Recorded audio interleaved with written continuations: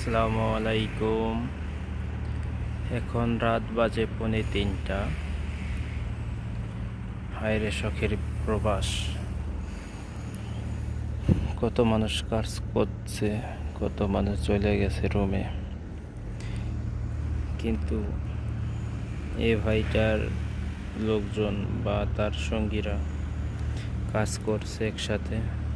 হয়তো তাকে ভুলে রেখে গেছে, নাই তো কি হয়েছে নিজেও জানি না।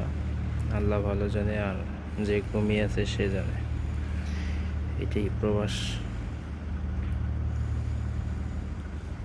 কোথায় স্লিপ, কোথায় ঘুম, কোথায় কি, কোথায় খাবার, কোনো কিছুই ঠিক নাই।